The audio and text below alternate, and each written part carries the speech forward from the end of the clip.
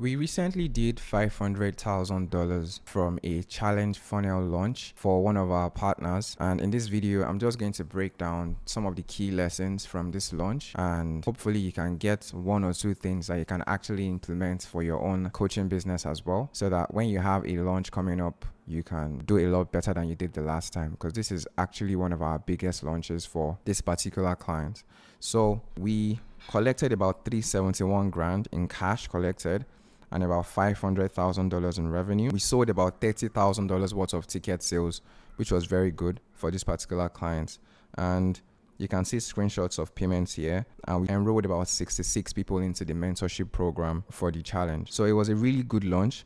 And like I said, I'm just going to break down some of the key lessons that we got from this launch, and hopefully you get one or two things you can implement for yourself. So the first thing you will notice here is we spent about $30,000 on ads. That's the first thing you will notice here. We wanted to spend more, but towards the end of the launch, we had issues with Facebook just acting up and not working pretty much, and shutting down our ad accounts, not accepting our payment methods, just a bunch of shenanigans that are normal for Facebook to do. So we wanted to spend a lot more than this. We had a 50K budget planned, but we could not spend 50 grand. We were only able to spend about $30,000. So what we did in order to still get more people in is we just leveraged our already existing audiences, and we leveraged Text Blast. So because we were not spending that money on ads anymore, we just leveraged Text Blast to send to as many people as possible to increase the number of people who actually bought tickets for the challenge. So we got about 4,000 leads, and then we sold 179 tickets. So this particular challenge, how we sold tickets is we drove traffic from ads,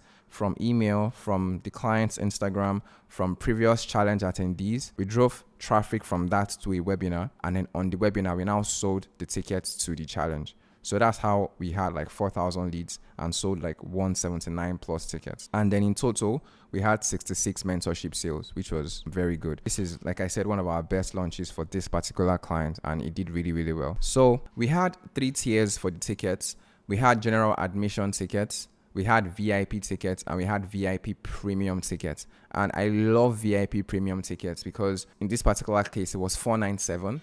And we just add a couple of extra tidbits to the offer, and we can charge a lot more for a ticket, and it just really helps us break even on the ad spend. So we had a VIP premium ticket in this case. So now let's go into the key lessons. On this channel, I've mentioned not wanting to use a sales team for a challenge funnel or for a challenge launch, especially when you're selling iTickets. But this challenge that we had, the sales team was actually killer. Because if we didn't have a sales team, I don't think we would have done like 500K from the launch. I'm not saying you need a sales team to do this. I'm saying if you have a sales team in place, it usually works a lot better than not having a sales team in place, because the sales team will just help you squeeze more cash out of the system. So we've done a launch with this client before where the sales team only closed like 10-20% of the deals, and we still did about 340 grand from that launch. But this time around, the sales team actually closed like 40+%, about 30% of the deals. And I'm sure it's because of how we really leverage the sales team this time. That's one of the reasons why we're able to scale. There's many other reasons which I'm going to share with you, but the sales team was a big component of why we were still able to scale and make about 500 grand from this launch. So the first thing the sales team helped with is deposits. So the last challenge that we did for this client,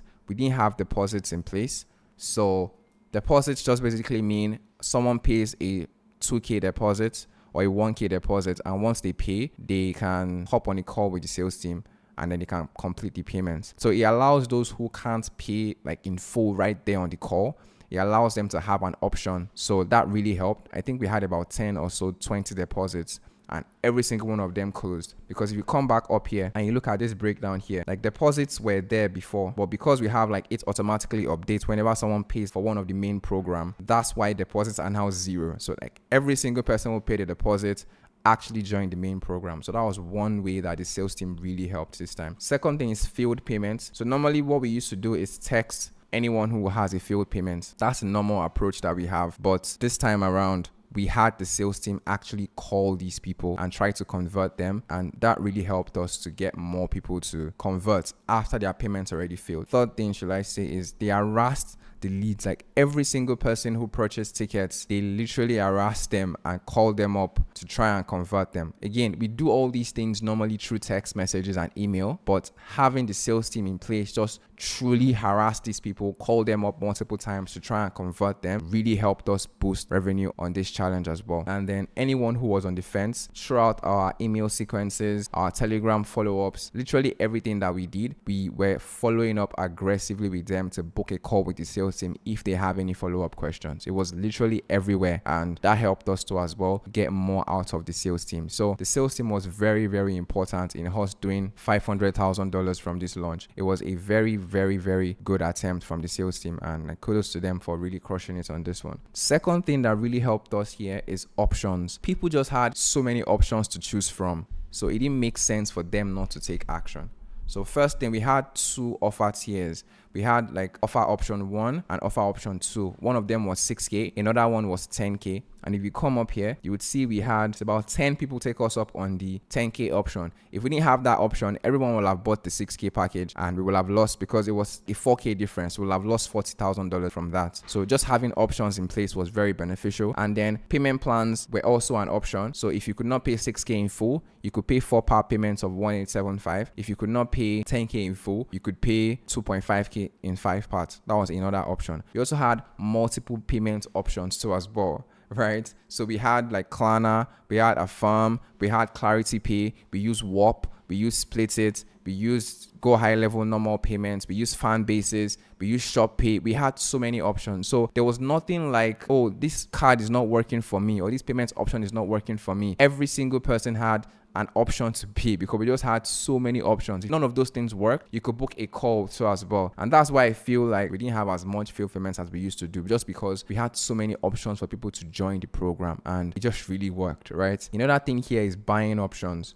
So people could either purchase right there and then on the challenge, or they could book a call with the sales team, or we could speak to them via text message. We could call them via Go High Level. We had so many different ways that people could join the program, and that really also helped us hit this 500K launch for this client. And one thing to note here is we've done this exact same launch before. Like this was literally the same metrics we had the last time we did this launch. We sold about 170-ish tickets. We had about 4,000 leads, spent about $30,000 on ads, made back $30,000 from ticket sales. And last time we did the launch, we made 340K, and this time we made 508K from the launch. So we literally just squeezed more out of what we already had. And everything I'm sharing with you in this video is breaking down the things that we did to squeeze more out of them. So really pay attention here, because we didn't do more, like we didn't get more volume into the room or anything like that. We just were able to squeeze more out of people that were in the room with us using these systems I'm showing you right now.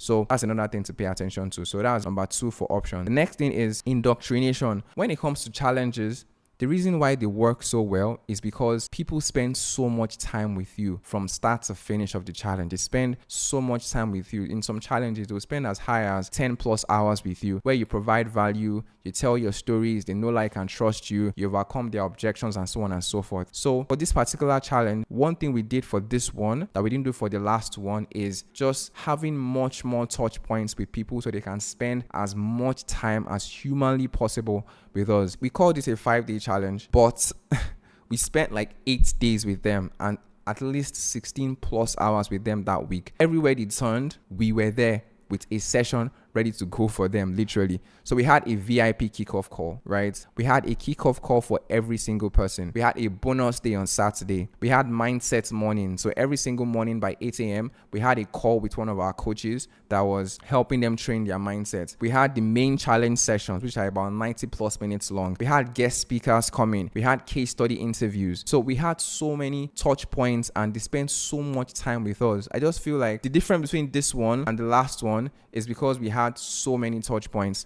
with these people, and they spent so many hours with us throughout the duration of the challenge. So indoctrination is very, very important when it comes to challenges, and we really, really did well with that in this case, because these people just spent a shit ton of time with us. Like, there were so many sessions happening. Every single time we were having a session, we were bringing on guest speakers, we're bringing on new faces, we were interviewing students, and so on and so forth. So this made it really, really effective to get the best out of the leads that we already had. So we were able to really squeeze the leads that we had. The next thing here is we were able able to also leverage past assets. So you know how earlier when I was saying that we could not spend more money on ads because we were having issues with Facebook? Well, this kind of forced us to leverage our past assets. So all the old Telegram groups that we had from previous challenges, we bombarded them with messages to join the challenge. Our email list, we genuinely bombarded them with text and emails to join the challenge. Our low tickets community, so the client has 2 low tickets communities right now. We literally spammed them to try and get them to join the challenge as well. So we leveraged all the assets that we had before. And that's one of the things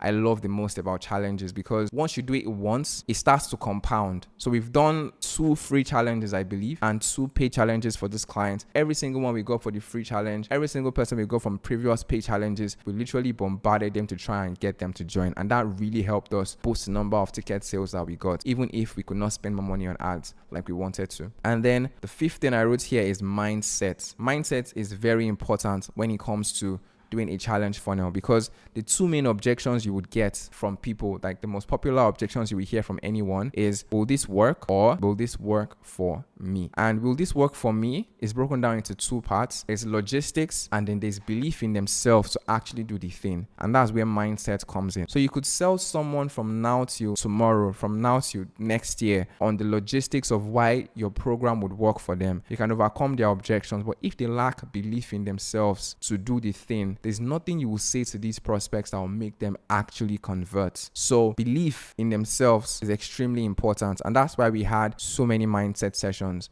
We had the clients overcoming these beliefs for them on the challenge, so that people could actually feel like they could do this themselves and achieve the goals they want to achieve for themselves, and feel like they will be supported on their journey as well. And this really helped us also maximize conversions for these leads. So we want to, in summary, help them get out of their own way in order for them to get the best results possible for themselves and feel like they can actually take action. So that was main things that we did different this time. Like, those are the 5 main things we did that we didn't do the last time. Like I said, we literally had the same front-end metrics. Last time we did 340 grand. This time we did $500,000 because of these things that I listed here. So if you have any questions, you can drop it in the comments for me, and like and subscribe. If you have questions, just drop it in the comments or DM me on Instagram. Thank you so much for watching the video, and yeah, I'll see you in the next one. Peace.